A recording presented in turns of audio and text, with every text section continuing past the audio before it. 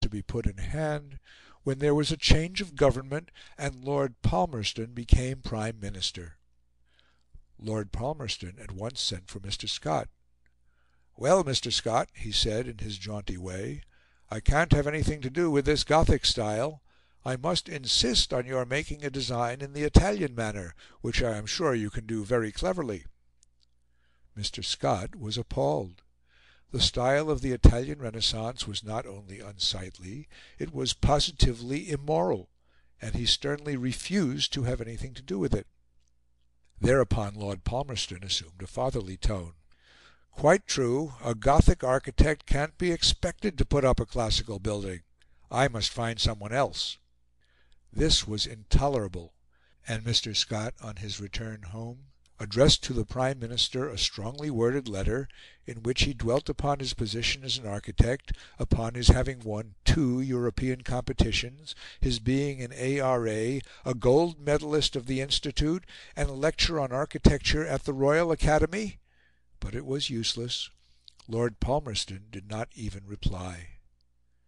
It then occurred to Mr. Scott that, by a judicious mixture, he might, while preserving the essential character of the Gothic, produce a design which would give a superficial impression of the classical style. He did so, but no effect was produced upon Lord Palmerston.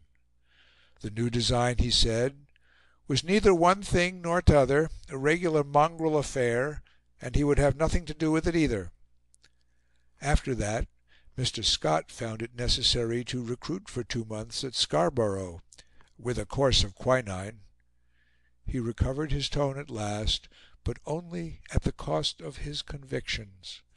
For the sake of his family, he felt that it was his unfortunate duty to obey the Prime Minister, and, shuddering with horror, he constructed the Government offices in a strictly Renaissance style. Shortly afterwards, Mr. Scott found some consolation in building the St. Pancras Hotel in a style of his own.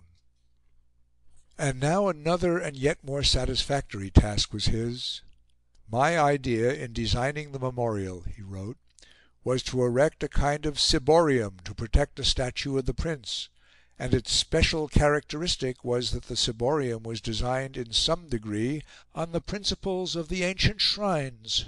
These shrines were models of imaginary buildings such had never in reality been erected, and my idea was to realise one of these imaginary structures, with its precious materials, its inlaying, its enamels, etc., etc."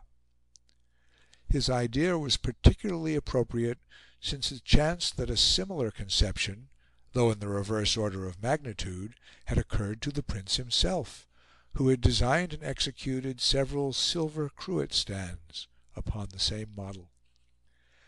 At the Queen's request, a site was chosen in Kensington Gardens as near as possible to that of the Great Exhibition, and in May 1864 the first sod was turned. The work was long, complicated, and difficult.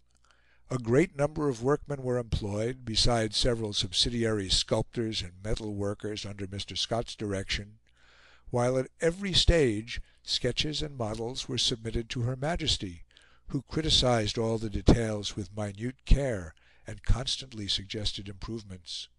The frieze which encircled the base of the monument was in itself a very serious piece of work.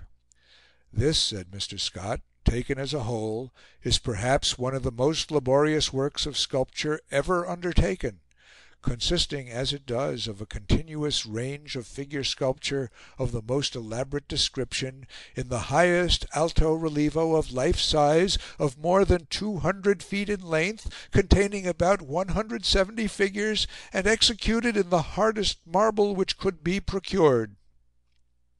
After 3 years of toil, the memorial was still far from completion, and Mr. Scott thought it advisable to give a dinner to the workmen, as a substantial recognition of his appreciation of their skill and energy. 2 long tables, we are told, constructed of scaffold planks, were arranged in the workshops, and covered with newspapers for want of tablecloths. Upwards of 80 men sat down. Beef and mutton, plum pudding and cheese were supplied in abundance, and each man who desired it had 3 pints of beer, ginger beer and lemonade being provided for the teetotalers, who formed a very considerable proportion. Several toasts were given, and many of the workmen spoke, almost all of them commencing by thanking God that they enjoyed good health. Some alluded to the temperance that prevailed amongst them. Others observed how little swearing was ever heard, whilst all said how pleased and proud they were to be engaged on so great a work.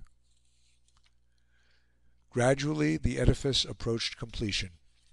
The 170th life-size figure in the frieze was chiselled, the granite pillars arose, the mosaics were inserted in the allegorical pediments, the 4 colossal statues representing the greater Christian virtues, the 4 other colossal statues representing the greater moral virtues were hoisted into their positions, the 8 bronzes representing the greater sciences, astronomy, chemistry, geology, geometry, rhetoric, medicine, philosophy, and physiology, were fixed on their glittering pinnacles high in air.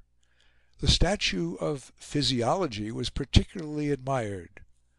On her left arm, the official description informs us, she bears a newborn infant, as a representation of the development of the highest and most perfect of physiological forms. Her hand points towards a microscope, the instrument which lends its assistance for the investigation of the minuter forms of animal and vegetable organisms. At last the gilded cross crowned the dwindling galaxies of superimposed angels, the 4 continents in white marble stood at the 4 corners of the base, and 7 years after its inception, in July 1872, the monument was thrown open to the public. But 4 more years were to elapse before the central figure was ready to be placed under its starry canopy.